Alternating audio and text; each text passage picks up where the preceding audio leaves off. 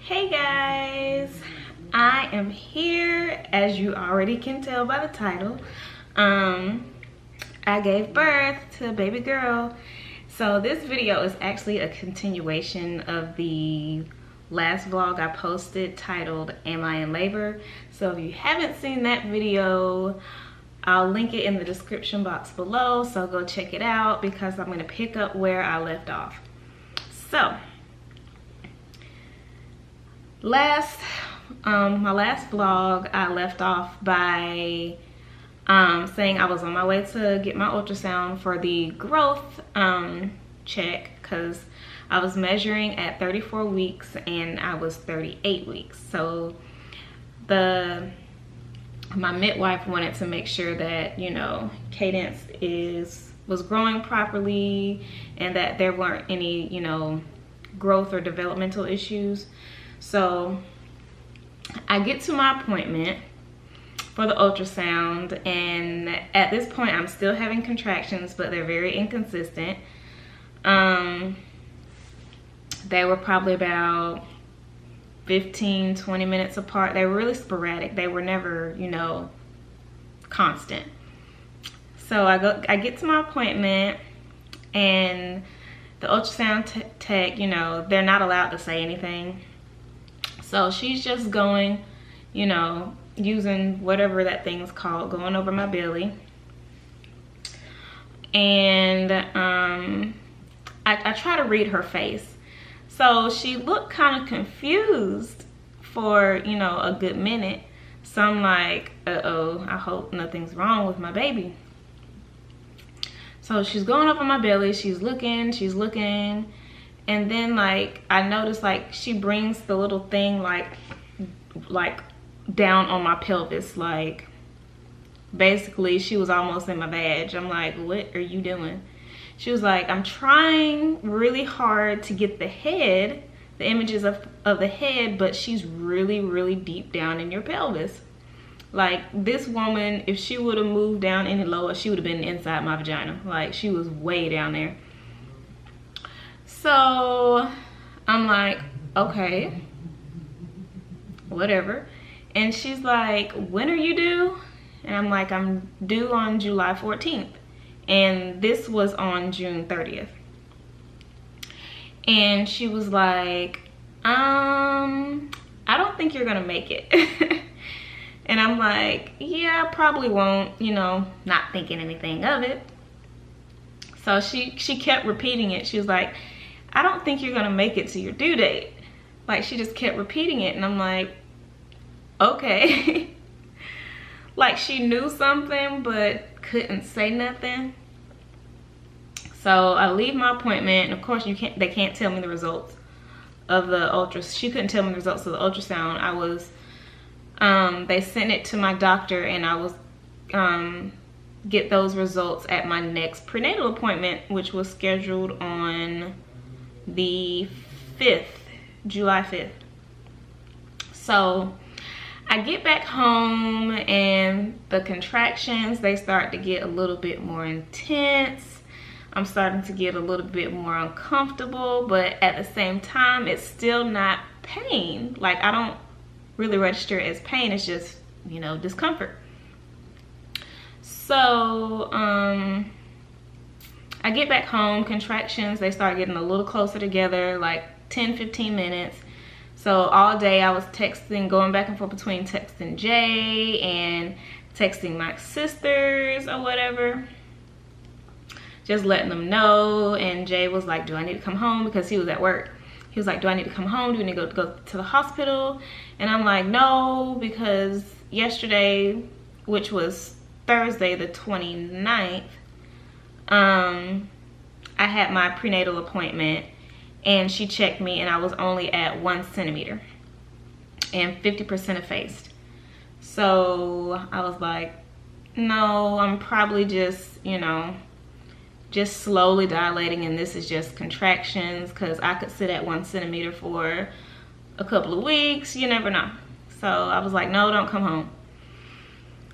So I'm here all day, you know, just contracting and trying to get rest because I hadn't rested since like Thursday night when I started, you know, having contractions and lost my mucus plug. So like maybe around 4 o'clock or so, 4 o'clock that evening, like they started getting like pretty intense. Like it's getting more and more uncomfortable, but still bearable, but just really uncomfortable to the point where I just couldn't sleep anymore. So I'm sitting here debating. I'm like, I'm not sure if I should call labor and delivery or not. Like, I don't want to waste their time, go all the way up there, and they send me home. So I'm just continuing to contract. And Jay gets home about 5 o'clock or so. And by this point, like, I'm just really uncomfortable. No matter how I lay. I'm recording. It was 5:30 anyway. It wasn't 5 o'clock. Whatever. Tell them the right time. Whatever. I'm recording. 5:30. Jay got home about 5:30, and like at this point, I'm just really uncomfortable. Not hurting, just really uncomfortable. So I called labor and delivery. No, it had to be 5 o'clock because I called labor and delivery at 5 o'clock because she told me to call back in an hour. But anyways, he don't know what he's talking about. But anyways, I called labor and delivery at 5 o'clock when Jay got home. And I was telling them, I'm like, I'm having, by this time my contractions about 5 to 6 minutes apart. And they're just uncomfortable to the point where no matter how I lay or try to like prop up pillows, I just can't get comfortable. So I call labor and delivery and I tell her, I'm like, okay, I've been having contractions. They're to the, you know, they're really uncomfortable. I can't really talk through them, and it's kind of hard to breathe through them as well because I know you're not supposed to do this, but I was holding my breath because it was just really uncomfortable. So she's like, and it kind of pissed me off. She was like, well, try drinking some water and taking some Tylenol. And if that doesn't help, call me back in an hour. I was like, bitch. I'm like, I'm sitting here telling you like I'm having contractions every 5 to 6 minutes and you gonna tell me to drink some water and take some Tylenol? I was like, okay. So I tried to do what she said. So, you know, I get up and I, you know, make me a cup of water and I grab some Tylenol. But I didn't even get a chance to take the Tylenol. Because as soon as I drank the water, I immediately got nauseated and I threw up everywhere. When I say everywhere, it was everywhere. It was projectile vomiting. Like it just shot out of nowhere. Like it was all over my kitchen floor. It was horrible. And I felt bad because I was just so sick, and Jay had just got off work and he cleaned it up for me. He was like, just go lay down. And I'm like, I'm so sorry. So thanks to my pumpkin, he cleaned up that mess for me. So I go back and lay down, try to close my eyes for a while, and I just couldn't do it. So 6 o'clock rolls around and I call labor and delivery back. And I was like, this is Miss Watson, I'm calling you back. Just letting you know, I tried, you know, drinking the water and Tylenol, but as soon as I took a sip of the water, I got extremely nauseated and threw up everywhere. So she was like, well, go ahead and come in and we'll check you. So, and all of this is happening and I'm not even thinking about picking up the camera, and it would have been great to get some footage, but the last thing I was thinking about at the moment was the camera. But anyways, so, you know, we grab all our bags and everything just in case. But I'm like, in my mind, I'm like, they're gonna send me home because I'm probably still at 1 centimeter and I'm gonna get aggravated and it's ugh. So we grab all our bags and head to the hospital. So we get to the hospital about 6:30. Get to the hospital about 6:30, and they take me back to one of the triage rooms, and nurse comes in to check me.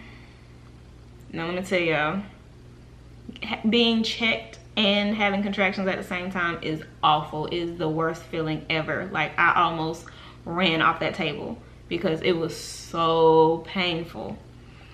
But anyways, the nurse comes in, she checks me, and she's like, okay, you're 5 centimeters and 100% effaced. We're gonna admit you right now. And I'm like, what? I'm 5 centimeters already? Like, I labored to 5 centimeters at home by myself. I was proud of myself, but at that point I was over it because I was so uncomfortable. So they admit me or whatever. I get my room, and this room is huge. It's awesome. Just this nice suite or whatever. So as soon as I get admitted, get into my room and get changed into my gown, they're like, okay, so what do you want to do as far as pain management? And I was like, epidural right now. Because it wasn't even the fact that it was painful, because it still, to me, was not painful. It was just really uncomfortable. And when I'm uncomfortable for long periods of time, I start getting really agitated and irritated. And I didn't want to feel like that. So I was like, just get me the epidural so, you know, I can, you know, relax and be able to sleep. Because at this point, I'm exhausted. I'm tired because I have not slept. So, about maybe 10-15 minutes later, anesthesiologist comes in the room, and I wish I could remember his name because he was so sweet. He was so nice. He's like the best anesthesiologist ever. So he comes in, introduces himself, blah blah blah blah blah, and then they get, like, he brings in this big old metal contraption thing that I have to position myself on. I have to like lay my head had to lay my head in a spot and put my arms and legs up on it so I can be positioned correctly. So I position myself in this apparatus, and he's like, okay, I'm gonna talk to you, I'm gonna tell you exactly what I'm doing as I'm doing it. So in my mind, I'm like, okay, stay calm, but I'm nervous. So Jay's in there with me and everything. So Jay's seen everything, like he saw everything. But I didn't see anything, thank God. So he's like, okay, he's like, I'm gonna tell you what I'm doing. So he's like, okay, I'm gonna inject a numbing agent, some lidocaine into your back, and then I'm gonna insert the catheter that's gonna administer, you know, the epidural, the medication. So I'm nervous because I heard about this humongous needle going into your back, and I'm like, oh. So he's talking to me through all of this. He was like, okay, I'm going in with the needle, and I'm sitting there trying to brace myself, and I'm like, okay, what's taking so long? Why aren't you doing anything? And then he's like, okay, you may feel a stinging sensation. I'm injecting the lidocaine, which is the numbing agent. So he's like, I'm injecting that now. And literally, I did not feel the needle go in. I did not feel the numbing medication in my back like he said. He said it would be like a stinging sensation, but I never felt that either. And he was like, okay, you should be pretty numb. I'm gonna stick the catheter in your back. So he does that, da-da-da-da-da. So I'm like, ooh, this is awesome. I just got an epidural and I did not feel a thing. Like on a pain scale from 0 to 10, it was 0 because I felt absolutely nothing. So I was like, oh snap, this is awesome. So he's doing whatever he's doing, you know, getting his stuff together, and like all I hear is, oh my God, I can't believe I just did that. And I was like, what you mean? I was like, that's not something you want to hear, you know, your doctor say. So, oh, she's starting to wake up. See, this is why it takes me so long to do stuff, and this is why it took me so long to get this video recorded, because somebody won't let me be great. Okay, I think she went back to sleep. So anyways, I'll show you guys her at the end of the video. But anyways, so he's like, I can't believe I just did that. And I'm like, what happened? And he's like, whatever, the IV or whatever that connects to my back that was administering the epidural got caught on something and it snatched out of my back. And he was like, I'm gonna have to do this whole process all over again. And he was just so devastated. He was like, I'm so sorry, I'm so sorry, I'm so sorry. And I'm like, it's okay, because like I didn't feel nothing. And I'm like, as long as I'm not paralyzed or it's not gonna cause any problems, I don't care. So he had to redo the whole process over again, injecting the lidocaine in my back and inserting the catheter again. And this time it stayed, it didn't get snatched out. And like I felt bad for him, because he was beating himself up about it, because he was just apologizing over and over and over. And he was like, I've never had this happen before. I'm so sorry. And I was like, it is okay. Like, as long as I'm not paralyzed and it didn't cause any problems, I don't care. As long as I don't feel these labor pains. So he was awesome. I love him. Like, if I could get his name, like, I would definitely put in, you know, a good compliment to him or something. But anyway, so got my epidural, and about 15 minutes later it's in full effect, and I'm like, ooh, yes, Jesus. When I say I couldn't feel nothing, I could not feel a thing. Like, my body was dead from the waist down. Like, I was just dead. It was amazing. Like, it was just a weird sensation, because like I would touch my legs with my hands, and like I could feel the sensation from my hands touching my legs, but my legs didn't feel the sensation of my hands touching them. So it's kind of trippy to your brain, because it's like, whoa, this is weird. But because you know you're touching yourself, but you can't feel it. So it was weird, but it was amazing, because I was able to sleep after my epidural. So I got a few hours of sleep in when I could, when a nurse wasn't coming in waking me up every 10-15 minutes. But yeah, so I get my epidural, you know, I get to rest, and then the nurse comes in, you know, every few hours to check me. So I go from like 2 hours later, like about 8 o'clock, I was at 6 centimeters. And that's when she came in and she broke my water for me. And yeah, because my water didn't break on its own. She had to break my water for me. And when she broke my water, they found meconium in the fluid. So baby girl had a bowel movement already.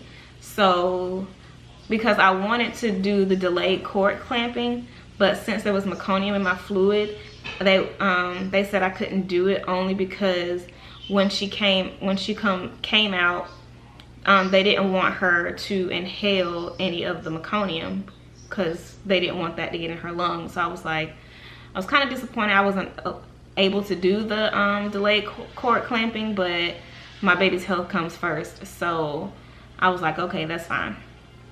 So that was about 8 o'clock. I was at 6 centimeters and she broke my water, and then I was able to rest and everything. So about midnight she came to check me. Aww. I'm sorry.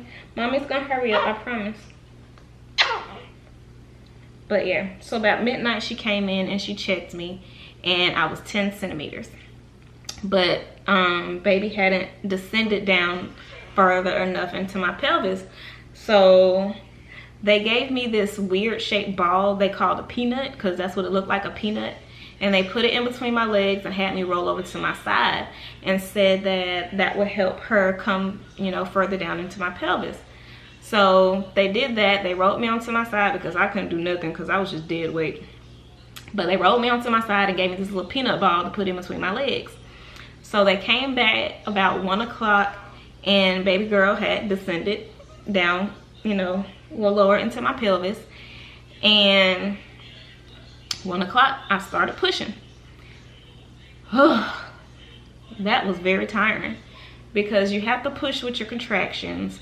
And even at this point, me 10 centimeters, oh, just want to note, yeah, with me at 10 centimeters, my contractions still were not 2 to 3 minutes apart or whatever. So, because when I called labor and delivery, the lady was like, we usually don't admit people into their contractions are 2 to 3 minutes apart. So I'm like, dang, I'm at 10 centimeters now and my contractions still weren't 2 to 3 minutes apart. They were still kind of sporadic. So I'm like, I'm glad I didn't listen to this lady because I would have had my baby at home. But anyways, so, I was about to say, yeah, so 1 o'clock, I started pushing. It was very tiring. You have to push with your contractions. And I had to do 3 sets of 10 second long pushes, holding my breath, which is very, very tiring. I got really lightheaded. So I did that for 39 minutes straight. And like at the very end, like the very last push I had to do, I started getting extremely nauseated. Like I started getting sick to my stomach, and I'm like, somebody get me a bag, I'm about to throw up. So Jay hands me a bag or whatever, and through this whole process of me pushing, Jay is like an awesome coach. Like he's sitting there, oh, you can do it, push, push, you can do it, come on, you got it. And I'm like, look at my baby, look at him. But yeah, so the very last one I had, like I got extremely nauseated, and like once I got to 10 to exhale, or like, you know, because I had to hold my breath. So after I got to 10 to exhale, I started projectile vomiting all over the place. And you know, when you vomit, your muscles contract. So with me throwing up, the contraction of me pushing pushed her out. So I'm just throwing up everywhere. And keep in mind, I don't have full function over the bottom half of my body. So my top half is like flopping to one side. My bottom half is flopping to the other side. I'm throwing up. I'm in this weird, awkward position. The nurses are huddled in the corner, you know, cleaning her off. Jay's standing over here by me, trying to make sure I'm okay. All the while, I didn't even know I had the child. Cause like by the time, you know, I finished vomiting, I'm looking around and I was like, what happened? And they're like, oh, you had the baby. And I was like, when did that happen? Like I didn't get to see her come out. I didn't see nothing. And when she came out, she didn't cry, and that was good because they didn't want her to inhale any of the meconium. So she didn't cry until, you know, they suctioned her out real good, and you know, then she cried. But Jay, he didn't get a chance to cut the umbilical cord, which I'm kind of disappointed that they didn't let him do that. But I don't know. But yeah, so she came out at 1:40 a.m. on July 1st. She was 5 pounds 15 ounces, 18 inches long, and she is so precious. I love her so much. Like, it's just weird being a mom, because like honestly, I never thought that I would be a mom. Even like thinking about our conception journey, it's like it never really hit me. It was like, you're gonna be someone's mom. Like it's weird. So I love it, and I wouldn't trade it for anything in the world. Okay, my camera cut off because I was recording too long. But yeah, so I'm hoping she won't get too fussy. But this is Miss Cadence Mackenzie Watson. Let me see if I can turn, because if I turn her, she's gonna start crying. But yeah, this is Miss Cadence. She's so precious. Let me see if I can turn her to you guys without her getting fussy. But yeah, come on, mama. She's all floppy. But yeah, this is Miss Cadence. I love her so much. She's my baby. I love her. She's so precious. Even though she's been keeping us up at night, wanting to look around and cry and do everything but sleep.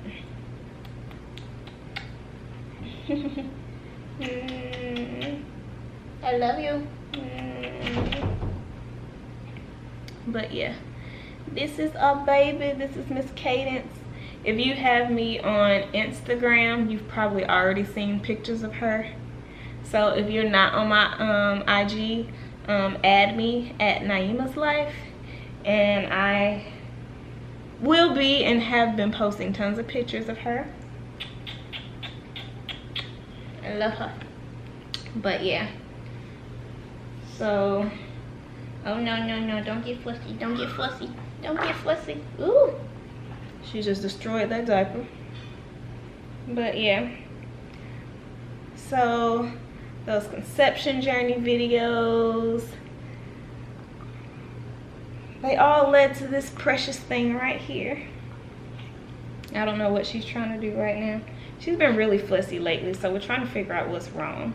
I think it's gas, because like she'll get really cranky and then she'll pass gas, like she's boo-booing right now. So yeah, so that was my labor and delivery. I didn't have anything too crazy happen. Like everything was perfect. Nothing really went wrong. I didn't have any complications other than the epidural getting snatched out of my back.